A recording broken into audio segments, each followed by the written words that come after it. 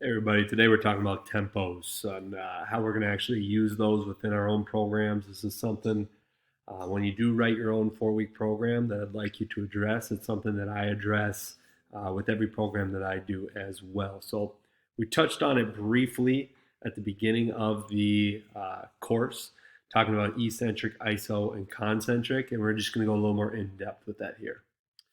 So within one repetition of every movement, regardless of how long each part of this movement is, it's going to consist of three distinct phases of muscle action. There's going to be an eccentric, an isometric, and a concentric phase. When we look at the eccentric phase of a movement, this is the portion of the movement in which the muscle is lengthening. Depending on what movement you're doing, that can be the lowering of the weight, that can be bringing the weight up. It's interesting to see the differences in which that eccentric portion is found in, but that's going to be the muscle lengthening. So this is something in which you're yielding to the force of the applied resistance. So you're trying to actually resist that resistance, taking complete control.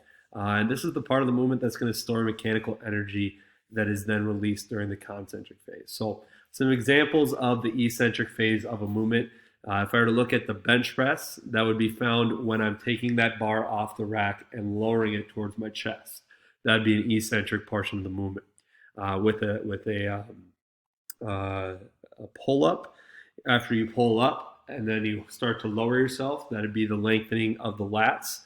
If we're looking at something a little different, so if I'm doing a tricep extension, maybe I'm doing a tricep push down on a cable machine. When I push it down, that's going to initially be a concentric, but as I bring that weight back up or that cable back up, the weight's lowering down, that's going to be the eccentric portion of my tricep. So there's different portions of that movement. Sometimes you start with an eccentric, sometimes you end with it, but just knowing that's when that muscle is lengthening out.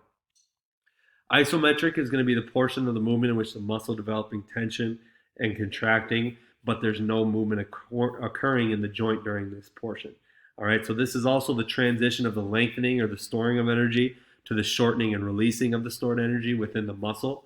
No matter how long you're in this isometric portion of a movement, there's always going to be some degree of time spent in an iso. That can be little to no time or a fraction of a second in that portion, or we can be holding that for an excessive amount of time. So that would be if I were to do a pull-up as an example again. Once I pull myself up, that portion of time that I'm at the top of my pull-up, between then and the time in which I'm lowering is going to be considered the isometric. Same thing with the bench, as I'm lowering it down to tap on my chest. Once that bar's at my chest and no longer moving, we're going to look at that as being the isometric portion. And then lastly, the concentric is the portion of the movement in which the muscle is now shortening, or we're seeing that release of stored mechanical energy from that eccentric. This is going to generate force required to overcome that applied resistance. So when I pull up for a pull-up, that's going to be concentric. When I push that bar off my chest on a bench press, that's going to be concentric.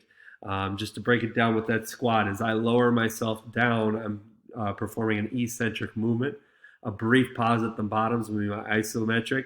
And then as I push myself back upwards, that's going to be my concentric portion of the movement. All right, so some things to consider when you are looking at incorporating your tempos. Like I said, we do want to tempo everything, but that tempo doesn't necessarily mean we're spending a long amount of time in either section that we see. Sometimes that tempo is just controlled. Sometimes it's slow. Sometimes it's explosive and so on. So more often than not, we will manipulate the eccentric and isometric phases, not so much the concentric. When we look at concentric, we want to be quick with that pretty much regardless of the movement, with the exception of a few. But most damage that we see, it comes during heavy eccentrics. And I want to put damage in quotations because damage is something that is essential when we are working out, when we are lifting weights. We need this damage to occur in order to progress further and start to manipulate different things, as well as progress just in movements and strength and so on. However, because of the fact that we do have a lot of damage in heavy eccentrics, so things that are like 4-second eccentrics. Sometimes I know that I've even been asked to do chin-ups with a 10-second lower, so a 10-second eccentric. There's going to be a lot of damage that occurs there. Now, even though that damage is good for us, too much can be bad. So use sparingly when it comes to that heavy eccentric. So maybe we have a phase that we are going a little heavy, and then we start to pull back a little bit. We don't want to keep hitting those hard. So Coach Tommy's tempo. So why do I use tempos, or how do I implement tempos? So for me, I write my tempos in a little bit different. So we see these different tempo writings right here.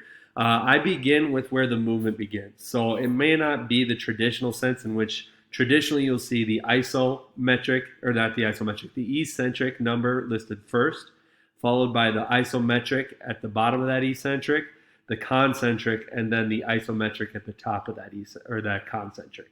So there's 4 different numbers. Normally we don't look at that 4th number, that isometric between set or reps, but that is something that traditionally has been put in there. So I use the first number is going to be the first movement.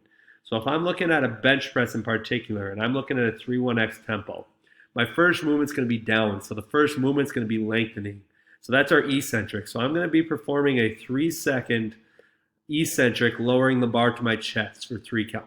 Then I'm going to have a 1-second isometric, and then I'm going to explode up for a concentric. So 3 seconds down, hold for 1, and then fast up.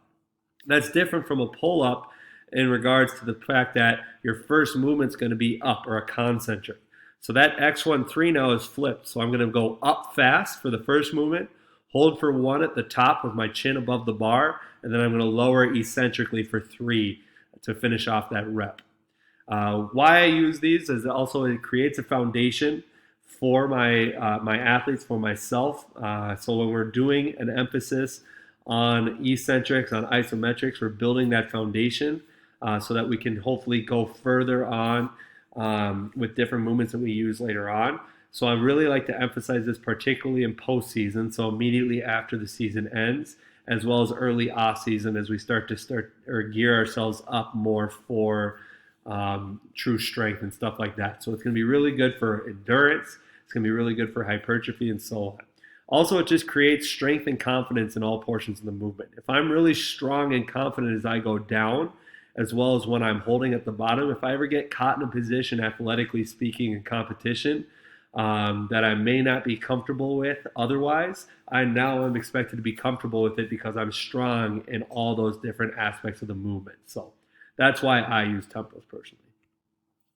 Just another little chart here for you to see basically in looking at eccentrics in particular, in what different phases or what are my goals, my training outcomes, what that looks like eccentrically speaking. So isometrics, they always have the same. We could argue that we want to manipulate isos for different reasons. Concentric, I normally keep it at 1. But eccentrically speaking, if we're looking for muscular endurance, we're looking at 2 to 6 plus seconds. Hypertrophy is anywhere between 2 to 4. Strength is 1 to 2, and power is explosive. So it's important to understand that power aspect for doing anything that calls for power. So Olympic weightlifting or plyometric training, our tempos are never going to be numbers. All right, we're not going to spend different portions of a time in a powerful movement within these. We want it to just be explosive. So rather writing a 3-1-X, X1 whatever, I just write EXP for explosive. We want to be fast, we want to be strong, we want to be powerful with that movement. So let me know if you have any questions on tempos.